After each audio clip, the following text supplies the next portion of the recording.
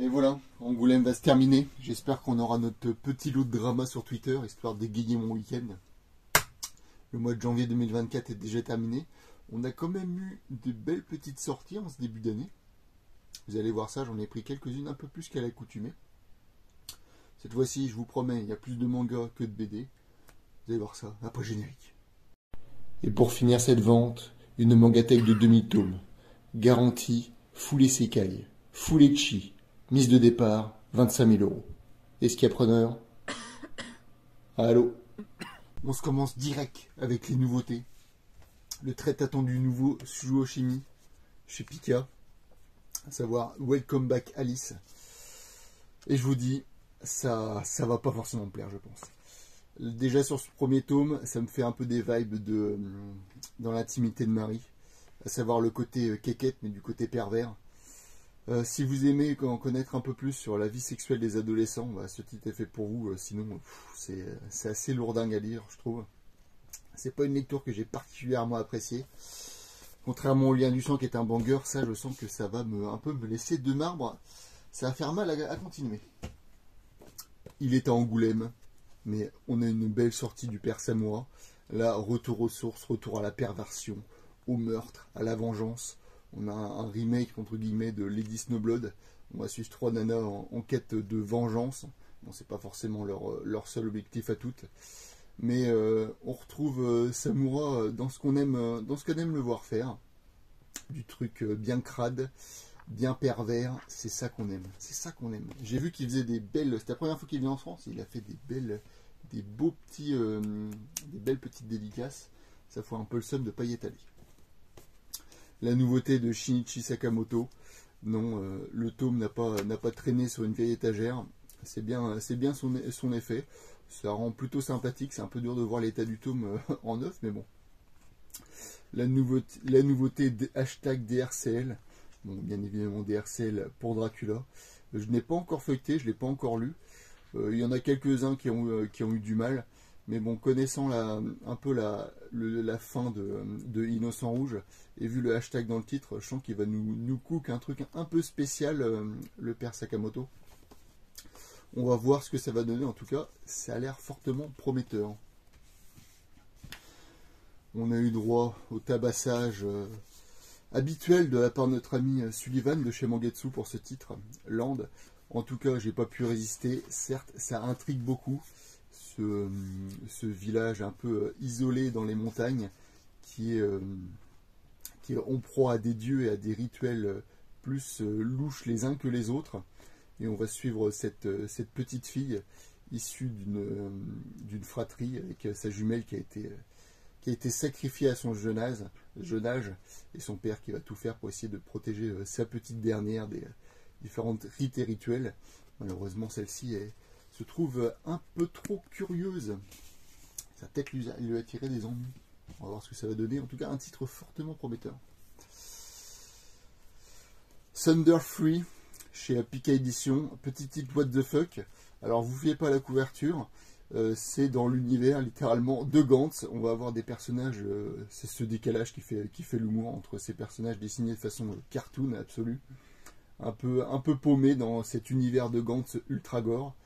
Je ne l'ai pas encore lu, j'ai feuilleté, j'avais lu un petit extrait, ça avait l'air extrêmement drôle. À voir ce que ça va donner, ça fait du bien un petit titre un peu léger comme ça. Enfin, le tome 3 du vendeur du magasin de vélo. Alors celui-là, je me le suis dévoré, mais vous essayerez de checker, essayez de me trouver une page où il n'y a pas un des deux protagonistes qui ne rougit pas. Je pense que c'est impossible. Je ne vais pas vous montrer dans les dernières pages qui se passent, mais je peux vous dire que ça fait peut-être frutti, si vous voyez ce que je vais lire. En parlant de frutti, dans celui-là, bon là je vais pas pouvoir la faire à l'arrache. Ça se trouve il y a déjà eu un bout de nibar dans cette vidéo, mais là, allez, non, mais ça baisse dans tout le temps, putain. Allez, voilà, on va vous montrer des pages safe. En tout cas, on sent que la relation ami-ami, on ne sait pas si ça va durer encore longtemps entre nos deux protagonistes. Hein. Bon, My Home Hero, tome 18, vous commencez à connaître, je pense qu'il y a un tome tous les 2 mois environ. Cette série de mafia sur sur ce père qui se retrouve à protéger sa fille et à tuer un membre mafieux. Et il va devoir un peu maquiller son crime et toute sa famille va être emmêlée dans cette histoire. C'est un beau bordel. Alors celui-là, surtout si vous l'achetez, inventez une excuse. Dites que c'est pour, je sais pas, votre cousin, votre grand-oncle ou je sais pas. Mais moi, j'ai pas pu assumer. Surtout quand j'ai vu ça. Je vous dis, c'est honteux. Bon, je vais essayer de ne pas vous trouver une barre. Allez, je vous ouvre 3 pages au pif. Allez, advienne que pourra. De toute façon, on ne vit qu'une fois.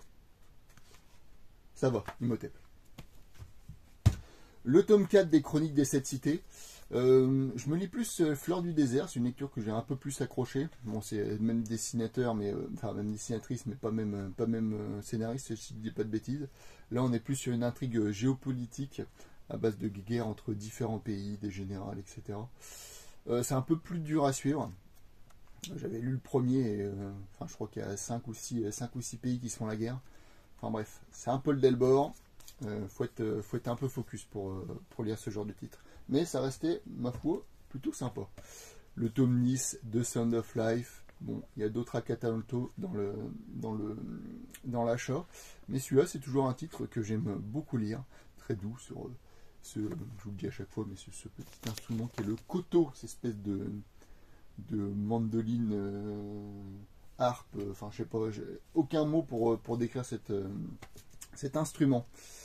Le tome 15 de Chainsaw Man dans sa version collector, je crois. Qu'est-ce qu'on a dedans? Le tome 15, jaquette réversible et un super stand acrylique. Putain, ça devient à la mode ces trucs. C'est trop bien. Les gens commencent enfin à ouvrir les yeux sur la Holy Fraud avec ce tome 5. Ils commencent enfin à se dire que c'était peut-être un peu bullshit. Que ça se veut un peu trop réaliste alors que c'est totalement irréaliste justement. Mais bon, qu'est-ce que vous voulez, un petit peu de baston de temps en temps, ça fait quand même du bien. Hein. Tant qu'il nous explique pas trop ces conneries là avec ces textes qui font 3 pages, on veut juste voir des gens se le cogner la gueule, putain. C'est ce qu'on veut en fait, c'est ce qu'on veut. Peleliu Garden, je ne l'ai pas encore lu, mais je ne sais pas si c'est la suite directe de l'après-île entre guillemets. Pas totalement l'après-guerre, parce que la guerre se finissait environ aux 3/4 de la série originelle. Nos gonzes étaient bloqués sur l'île en pensant qu'ils étaient toujours en guerre. C'est quand même assez ouf quand on y pense. Toujours un décalage entre le propos et le dessin qui se veut un peu chibi ultra mignon. Ce qui fait que ça rend ce titre très original, très singulier et que j'aime beaucoup. Le tome 44 de Chiayafuru, je vous ai assez baratiné avec cette série. À savoir que, je sais pas, petite anecdote, mais si vous essayez de choper la série d'occasion, essayez de voir si vous pouvez pas avoir vraiment la première édition, car il y avait au début des tomes les cartes de Karuta directement qu'on pouvait enlever et jouer avec, on va dire, mais ça n'est pas dans la nouvelle édition. Et ça, c'est un peu dommage parce que c'était un très bon ajout, je trouve. Mais bon, ça doit coûter mon nom. Le tome 14, il est sorti ce mois-ci celui-là? Ouais, je crois bien. Le tome 14 de Keiji, le meilleur hara en cours de parution. Enfin, j'ai rien dit. Yaokuto no Ken, mais l'édition est extrêmement frauduleuse. Donc, pour l'instant, c'est le meilleur en cours d'édition. By far. By far. Le tome 19 de Mushoku Tensei. C'est bon, je pense qu'on a fini de parler de bambou, on a fini de parler de mariage. Là, enfin, on va retourner dans le dur du sujet. On va retourner dans la fantaisie, dans l'isekai. Enfin, peut-être, ou peut-être pas. Peut-être qu'il va falloir étoffer le harem maintenant. Bien sûr, je me suis continué la série verticale et aux grandes dames. Pourquoi ils ont foutu que à partir de ce tome-là, après c'est que des dos blancs, ça va faire un peu dégueulasse, alors que toutes les covers étaient super originales et tout. Mais voilà, regardez, on passe littéralement de ça, cover magnifique, à ça, cover de la tristesse. Ça me dégoûte. Toujours ce manga sur la survie dans les Alpes japonaises entre guillemets. Ces secouristes de l'extrême des montagnes, un chapitre, une histoire, soit émouvant, soit feel good, C'est ça qu'on aime avec ce genre de titre. Vous pouvez lire 2-3 chapitres et reposer le tome. Il n'y a pas vraiment de fil rouge pour l'instant, enfin, de là où j'en suis à ma lecture, mais c'est toujours un plaisir à lire. Un plaisir. Là, on passe sur du lourd en termes de prix. Je parle bien sûr de Carnage de Junito. Bon, faut avouer. Faut avouer. Avouez-le. Avouez-le. C'est quand même chiadé. Le tome est quand même magnifique. Je crois que c'est un des plus beaux avec celui de Soichi, je trouve. Mais j'ai dû me souiller. Hein. J'ai dit à mon libraire, bon, tu veux pas faire moite-moite, on va dans l'art boutique, je sais pas, je paye une moitié en nature parce que 30 balles le tome, ça commence à faire mal. Hein. Vous faites un bilan de ce que vous avez acheté chez Mangetsu pour Junito, parce qu'il y en a beaucoup qui font le full set. Vous allez voir, ça donne le vertige. Et surtout, ça augmente au fur et à mesure. Bon, je sais que les temps sont durs, mais putain, la vache, ça commence à faire vraiment mal d'acheter tous les titres. Surtout qu'il y a quelques réutilisations d'histoire par-ci par-là. Ça, je trouve ça un peu moyen. Moto Hagio est à l'honneur. Elle vient de remporter le Fauve d'honneur, si je ne dis pas de bêtises, à Angoulême. Et Akata, ils ont bien géré leur coup l'année dernière en chopant quelques titres et en lançant leur collection héritage. Bon, j'espère que pour eux que ça va quand même marcher parce que c'est un pari assez risqué. Là, on a le deuxième tome du Clan des Pots, la pionnière du shoujo manga, mais pas que, parce qu'elle a quand même un répertoire assez varié. On a eu la réédition de l'humain et je ne sais jamais. Bref, de l'anthologie qui était parue. Là, c'est reparu en 2 tomes. Très bonne nouvelle pour ceux qui voulaient la série, parce que le truc de chez Glénat n'était plus du tout dispo. Et c'est vrai qu'elle a des thèmes variés. La science-fiction, la romance, limite du seinen, du josei, à la limite, c'est vraiment de tous les thèmes, pour tous les publics. Et là, on a la toute dernière nouveauté, Barbara, l'entre-deux-mondes. Bon, de mon libraire, c'est pas son meilleur, mais on va voir ce que ça va donner. Un petit récit, je pense, de science-fiction. Bon, faut être accroché, faut apprécier le dessin un peu old school. Mais moi, vous savez, rien ne m'arrête. Une réédition absolument superbe des Fumio Kono. Franchement, foncez sur cette édition de chez Kana. Là, ils ont fait un super boulot. Ces covers un peu type pastel. En plus, les tomes sont super agréables à lire. Là, si vous êtes un peu réticent, je vous conseille d'aller voir le film, justement, Dans un recoin de ce monde. Il est absolument terrible. Ne vous fiez pas au dessin un peu mignon. C'est un propos très très dur. On est, je sais plus si on est dans l'entre-deux-guerres ou pendant la guerre. Je crois que c'est pendant la Seconde Guerre mondiale. Le Japon est constamment bombardé. On va suivre cette petite femme qui va devoir aller habiter dans une autre famille. Elle n'est pas très débrouillarde, mais elle fait ce qu'elle peut. Il va y avoir quand même pas mal de drames. C'est un récit vraiment terrible sur la Seconde Guerre et la vie de la population au Japon. Qui subit de plein fouet les affres de la guerre et de bombardement. C'est un récit terrible, il faut vraiment s'accrocher. Hein. Faut vraiment s'accrocher. Oshi dans le jardin de les filles, bon celui-là je l'ai pas encore débustérisé, mais c'est une série humoristique que j'aime beaucoup, l'humour un peu décalé qu'on aime bien, enfin, une petite pépite de chez les Arnois. Chez IMHO, nous avons Cocon de Machiko Kyo, je connais pas du tout. En tout cas, j'ai flashé totalement sur la cover. Et j'ai vu des retours comme quoi fallait vraiment pas se fier à cette cover parce que c'est un récit absolument terrible. J'ai l'impression de pas avoir arrêté de dire ça pendant cet achat manga, notamment avec Pélélu ou Dans un recoin de ce monde.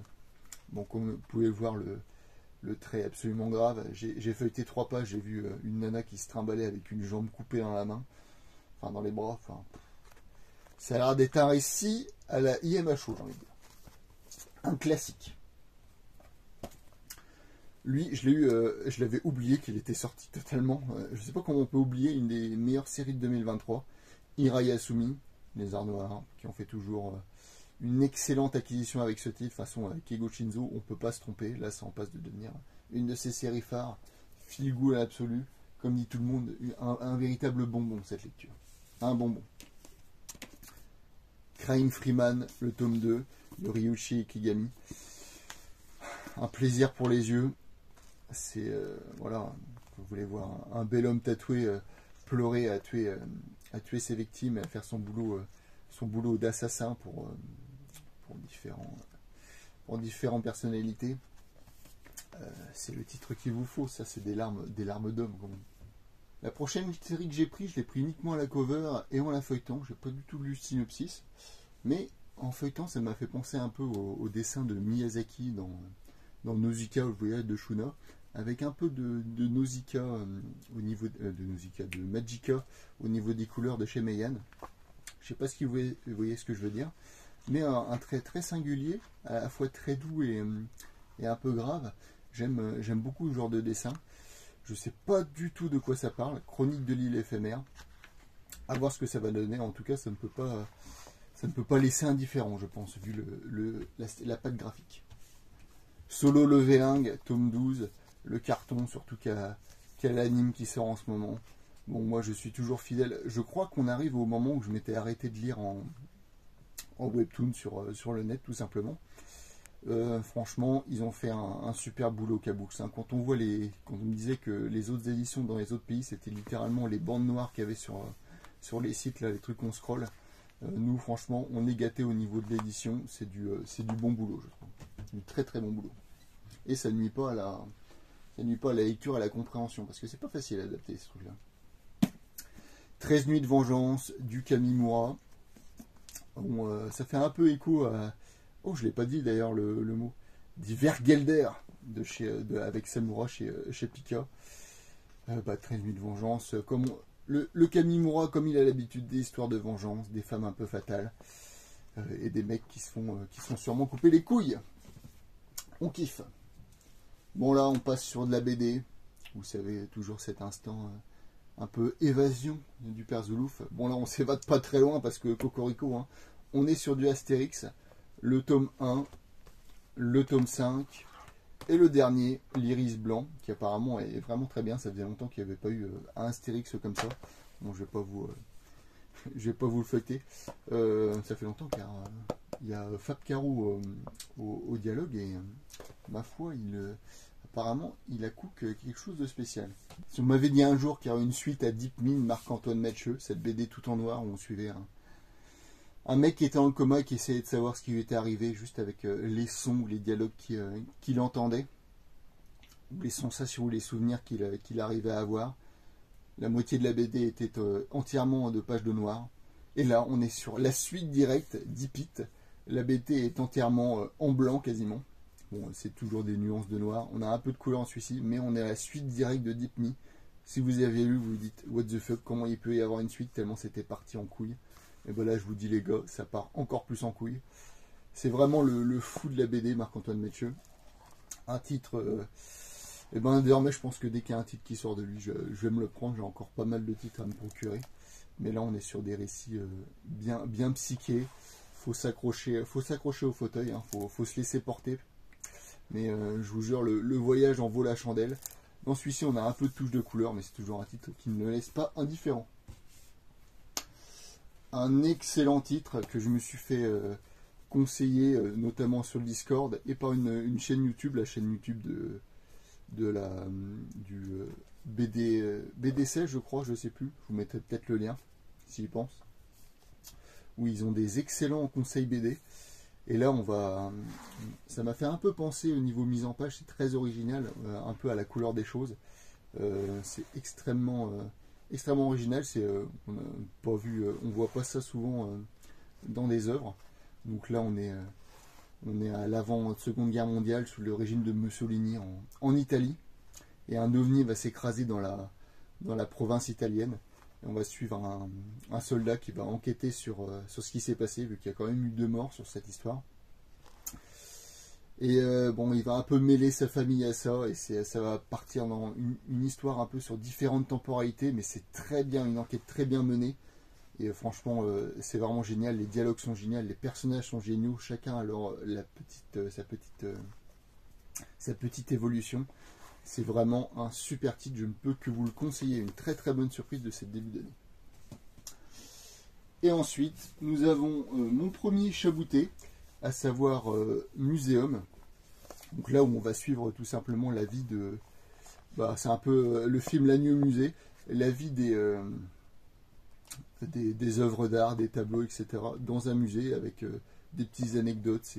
C'est humoristique et c'est vraiment super bien foutu avec un dessin, ma foi, super bien léché. Euh, que demande le peuple? C'est vraiment un titre super à lire. Hop, une dernière page pour le plaisir des yeux. En tout cas, je vais me prendre d'autres titres de l'auteur. Chabouté et pas Chabit. Un plaisir. Voilà, c'est tout pour cet achat du mois de janvier. Peut-être un peu moins fourni, mais je trouve qu'il y a de forts titres de qualité. En tout cas, beaucoup de nouveautés. À voir ce que ça va donner le reste de l'année. J'espère qu'on aura des beaux retours d'Angoulême. La bise.